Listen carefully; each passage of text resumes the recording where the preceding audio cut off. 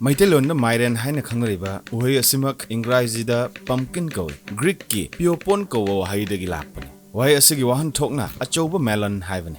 Greek Wahai Peopon Hiva, Asidagi, Asum Satharatuna, Peopon dagi, Pompon Hiva Wahi Oina. French sing the season of Hauraki. Aduga, British na amuk, Pumpion Highway as a season of Hauraki. Kaina Tanga, American sing na pumpkin haina on Toktuna, season of Haurakivana. Hauzik Shu Mairen as a Prethibi Pumbagi Oina, Ingrazida, pumpkin haidana, Kangladi.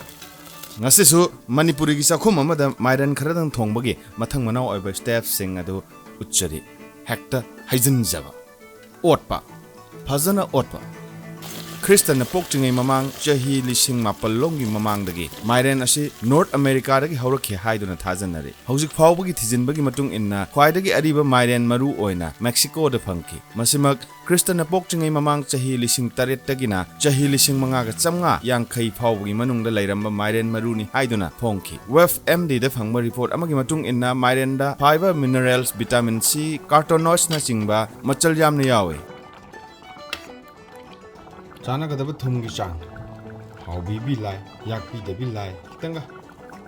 Beta carotene yaubana unsagi laina amasung nungsana yeibadagi thokhanba unsagi cancer laina dagi ngak thokpa ngamhanbada mateng pang Mairen da alpha carotene yaubana chahigi matung ina aging therapy process tapta hanbada mateng pang Mairen chabada aram khorangba ko hanba ngame amasung fiber gi sarukna ayamba yaubana maram oiraga hakchangi arumba hanthanbada su mateng pange chakhau phanba immunity fagal hanba heart ki oiba laina sing ngak thok hanba mit ki pangal hengat hanbada mateng aduki matik pange adubu Mairen da potassium yamna marang kaina yaubana Mairen bu pami haiduna ka hena sasan bade kidney da akaiba ohin adubu maru oina Mairen da vitamin A vitamin B1 vitamin B2 vitamin B3 vitamin B4 vitamin B6 vitamin B5 vitamin B9 vitamin C vitamin D amadi vitamin E vitamin K na chingba marang kaina yawe Shai